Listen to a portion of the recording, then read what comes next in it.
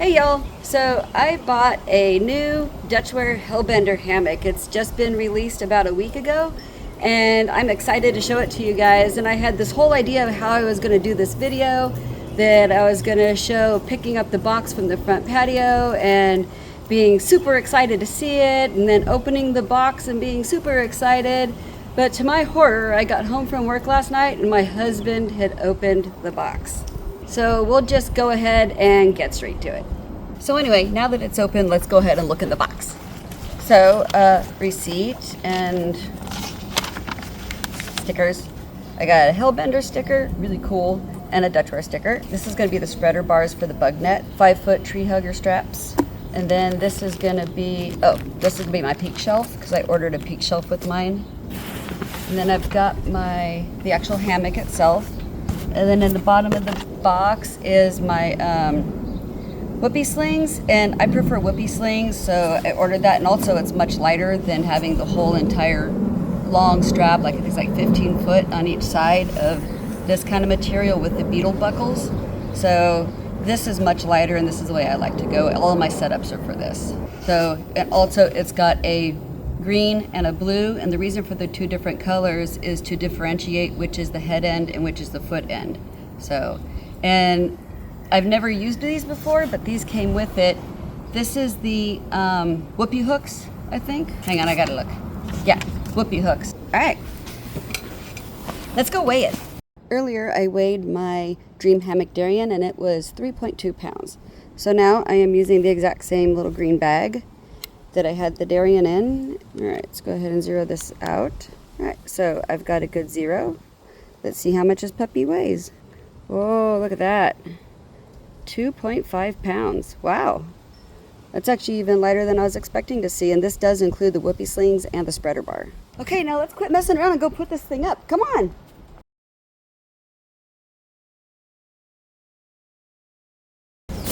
All right, so feels nice. Okay, I can't wait. Let's land it. This is really nice. This is really nice. It's kind of hot out, and I can already feel this underquilt heating. Wow. And I'm 5 foot tall and have a lot of room. Oh, you know what? My husband is 6 foot tall, so when he gets home, I'm gonna have him lay in it to report back to you taller people. With this Bugnet all in my face, I forgot the spreader bars. Ooh, let's weigh them. And like any good backpacker, I have my scale set to grams. And these weigh 32 grams. All right, so let's see. Okay, this looks like, okay, I see it's got these little pockets here, and these go into the little pockets.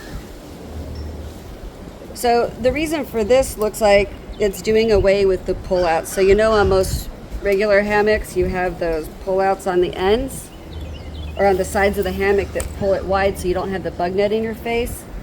This is doing that for you. So once you zip it, because you can see the zipper is really close to where the bar goes. So this is keeping it off your face. So it's also nice because when you sit in the hammock, it keeps all of this off your face. So tiny few grams of a weight penalty for a whole lot of convenience. So I don't mind that at all. So since we're talking about weight, let's go over all the things that make this thing lightweight. So I want to jump in here really quick and apologize. The wind is kicked up, so now this hammock's really starting to flop around. But I want to go over all the things that I noticed that make this hammock quite a bit lighter than the other ones. So first of all, the material is Dobby 1.9, and it's really soft feel, and I really like it. It's got the underquilt sewn directly to the hammock. And now I was thinking that the underquilt was just going to be sewn around the edges to the hammock. But what it is, when I was inside laying in it, check this out. I don't know if you can see it in the video, but the stitching actually runs into the body of the hammock. And so what I think is they've done is there's no top piece of shell fabric in between these two. The hammock body is the top shell of the fabric. So that way they've eliminated a huge giant piece of material off of this thing. And also, like the traditional quilts where you have the suspension at each end and you have the actual under quilt material almost all the way up to the zipper, you're not carrying all that around because you're not using it for anything. So that saves a lot of weight right there. And also the zipper is only on one side. So those of you who have a Chameleon where it has a zipper on both sides, this one is stitched to the hammock body. So that means that you can't really change anything on this. Whatever you buy it with, you have. So I bought it with the Bugnet because I'm really interested in saving weight. But if you also have a choice of getting a solid top cover for this thing, and it is going to be, I believe, whatever color you pick for the underquilt, that's what color the top cover is going to be. So, but it has this thing they call, I think it's called a moonlight cover, and I'll show you over here. So like where the spreader bar is, it's going to be solid right here, but it's also going to have mesh, and it's going to have a zipper around it where you can actually unzip it and kind of half vent it, or you can unzip it and completely remove it and have solid here and Bugnet here. So those are going to be your weight savings. What else was there that I noticed? Oh, I know what it was. It was the spreader bar. So you know how the spreader bar pops up when I sit in it? Just like with my feet on the ground? I'm curious how this does when you have a tarp hung up. So I'm gonna go hang my tarp really quick, and while I do that, enjoy this photo of the packed size between my Darien with the traditional style underquilt and the Hellbender.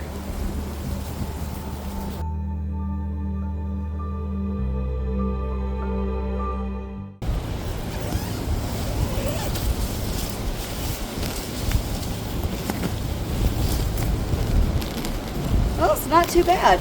Yeah, it contacts, but it's still not hitting my head. So that's cool.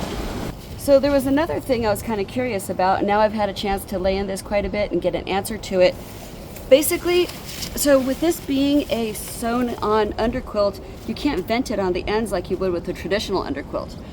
But so far laying in it, it's not been a problem. It's about 93 degrees out here right now, and this is a 20-degree underquilt, so it has not been a problem. I don't know if it's because I have so much of the hammock body that is not covered by insulation, or what the deal is. I can't really explain it, but it is not a problem at all. Obviously in the summer I would want a very minimal summer top quilt or no top quilt at all, but yeah, this isn't a problem at all, so that makes me even more excited. All right, well, I'm gonna go ahead and take down this tarp for the sake of the video, and I'll get back with you in a sec. Okay, and then also you have zipper pulls, and I think this is glow in the dark. Yeah, it's glow in the dark. So that way you can find it at night when you gotta get up in the middle of the night and tinkle. So I was watching a video from Dutch the other night, and he was talking about the difference between the Hellbender and the Chameleon. So I'll put a link to that video in the video descriptions below so you guys can watch it. But he mentioned that for the Hellbender, if you're not familiar with how a hammock is built, you have your asymmetrical lay, which is head left, feet right, or head right, feet left.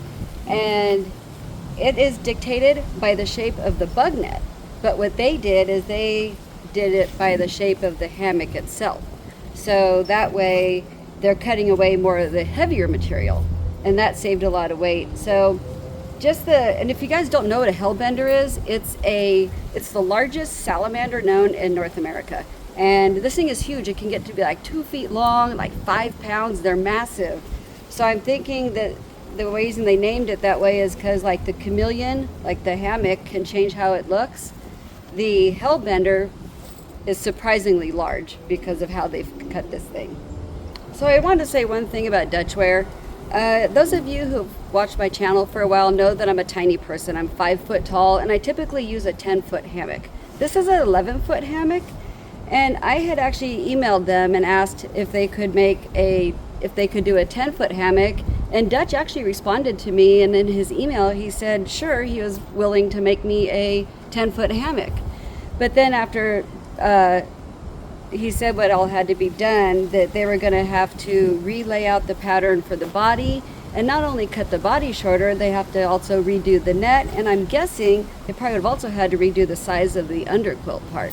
So I did a kind of bit of crunching the numbers and realized it was only going to take maybe an ounce or two off of this thing. And for the amount of work that would go into doing it, it just wasn't worth putting them through that. But just the fact that they were willing to do it. I mean, what other big company can you go to and say, hey, could you make this a little bit different for me? And they're like, yeah, sure. But Dutch was willing to do it. So, and him and his crew, the ingenuity they have on all the different things they make is just awesome. So that's what you get when you deal with companies that are here in the United States and they're actually making the gear here in the United States. So over the years, I bought a lot of different Dutchware stuff. I've got pretty much a whole bug collection. I got flies and fleas and wasps and stingers, but I'm super excited now that I finally have one of the Dutchware hammocks. So, all right, that's all I got. Oh wait, I need to make my husband lay in this. Hang on, I'll be right back.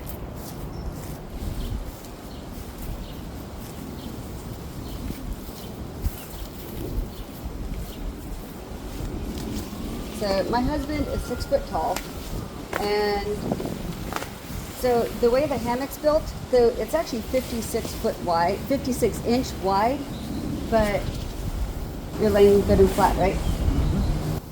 So I'll show you inside. So he's laying perfectly flat. Do you feel like you have plenty of room? Yep. Okay. So on the feet, sometimes with a hammock, you can get what's called calf ridge, where you'll get a little bit of a peak of material that kind of puts pressure on your calves. Are you getting that at all? No. How about shoulder squeeze? Does it feel like the hammock is like squeezing your shoulders? Nope. I seriously could fall asleep right now. Really? But if I start crushing your head? Maybe. It's pretty comfy. Okay.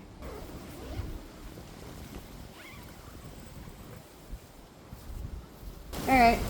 Well, I think he fell asleep. I don't think I'm getting my hammock back for a while. Anyway, that's all I got, you guys. Thanks for watching.